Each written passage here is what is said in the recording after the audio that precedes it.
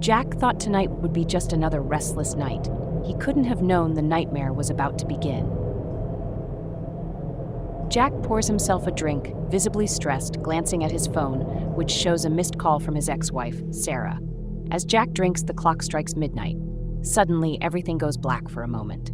He finds himself in his living room, but the lights flicker unnaturally. The TV turns on by itself, showing static. Jack stands up, confused. What the hell? Did the power go out? A loud knock pounds at his door. Startled, Jack approaches cautiously and opens the door. Outside is an empty, foggy street. He steps out, and the door slams shut behind him. When he turns around, the door is gone. Jack walks down the street, trying to make sense of his surroundings. It's eerily silent. A figure appears in the distance, wearing a black cloak, its face hidden. Jack, hey, what's going on? Where am I? The figure doesn't respond. Instead, it turns and vanishes into the fog. Jack runs after it, but as he does, the environment begins to twist. The buildings around him melt like wax, the sky turns crimson. The air is thick with the sound of whispers, growing louder as he moves. He stops and clutches his ears. No! Stop it! The whispers stop, replaced by a horrifying scream. Jack turns around to see the figure is now directly in front of him. He screams and everything goes black. Jack wakes up in his apartment again, drenched in sweat. The clock reads 11:58 p.m. He sits up quickly, confused. No, I was outside. What happened? Jack's phone buzzes with a message from Sarah. Don't go outside. Jack stares at it, puzzled. What? The clock strikes midnight. Everything goes black once more. Jack finds himself outside again, the same foggy street, but this time there are bloodstains on the ground and distant screams echo in the air.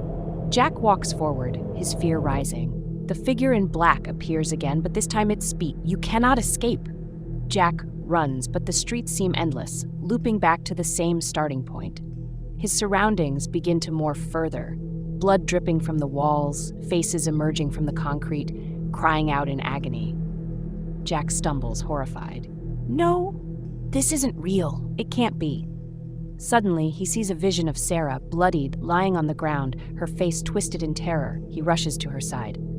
Sarah, no, please! But as he touches her, she crumbles into dust. The figure in black is standing over him. You are trapped here, forever. Jack wakes up again. The clock reads 11:58 p.m. This time, the apartment is drenched in blood.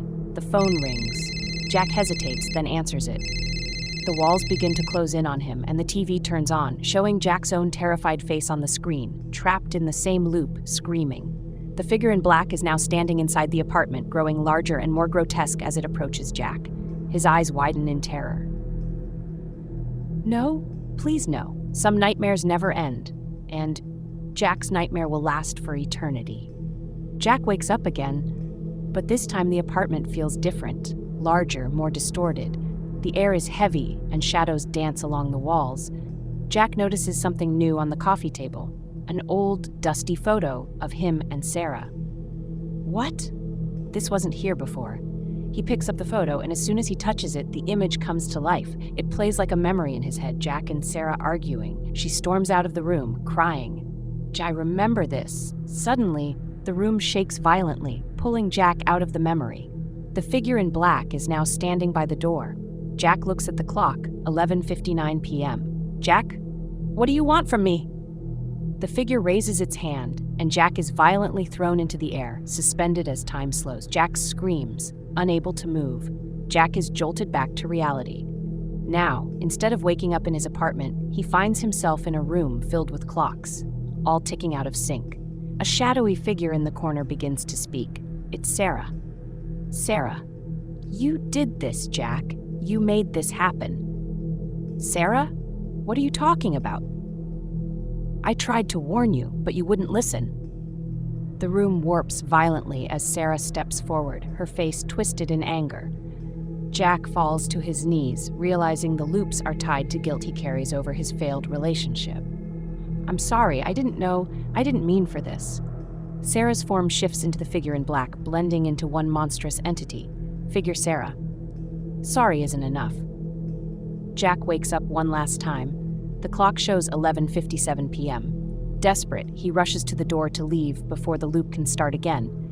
but the moment he touches the doorknob, time slows. He turns around to find that his apartment has completely dissolved into an empty void, save for the figure in black.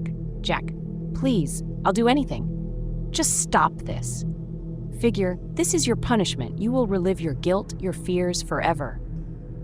Jack collapses to the floor, his mind breaking under the pressure of endless time loops. The figure watches coldly as the clock strikes midnight once more. As the clock strikes midnight again, the camera pulls back, revealing that Jack is just one of many trapped souls. Dozens of other people can be seen wandering in their own loops, haunted by figures resembling their deepest fears. Jack's screams fade into the background as the screen fades to black. Some nightmares are self-inflicted, and for Jack, there is no escape. Jack wakes up again, but this time something feels different, off in a way he can't quite place. The apartment is immaculate, unnaturally clean. Everything seems perfect. The clock reads 11:58 p.m. as always, but the ticking is slow, almost lethargic. Jack cautiously walks to the door, expecting the usual horror. He pulls it open, but instead of the foggy street, he steps into a bright, familiar kitchen. His old home with Sarah. Sarah is there, cooking, smiling, as if nothing ever happened. Sarah, is this real? Sarah turns and smiles at him, but her eyes are dark and empty.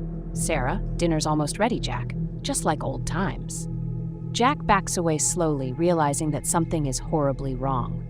As Sarah approaches him, her form begins to shift, her smile widening unnaturally, her eyes becoming hollow pits of darkness. Why did you leave me, Jack? You can't leave now. The room warps again as Sarah lunges toward him, her once human form now a grotesque, nightmarish version of itself. Jack screams as the walls close in around him, morphing into flesh and bone, trapping him in a claustrophobic, living nightmare. Jack jolts awake again, gasping for air. This time, he's no longer in his apartment. He's standing on a crowded street in broad daylight. People are walking past him, going about their day as if nothing's wrong.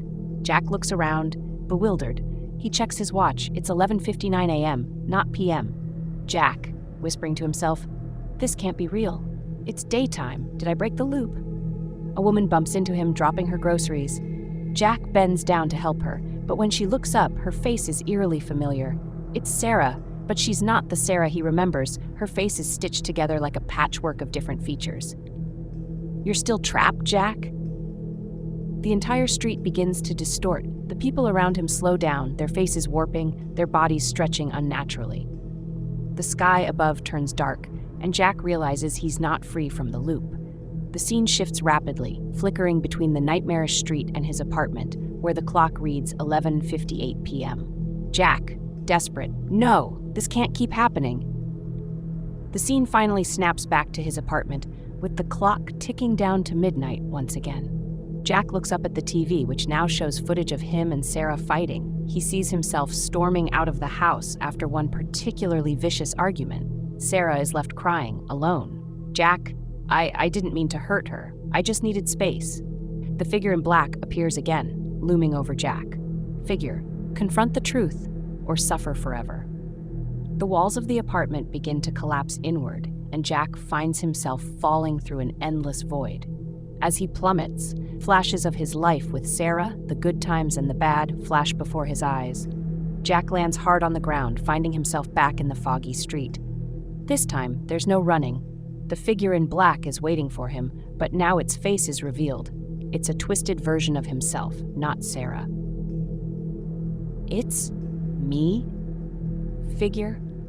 You caused this. You've been running from your guilt. You're not trapped by Sarah, Jack. You're trapped by your own failure, your own regret. Jack wakes up, standing in front of Sarah's house. It's the last place he saw her before their relationship fell apart. He walks toward the door, his heart heavy with regret.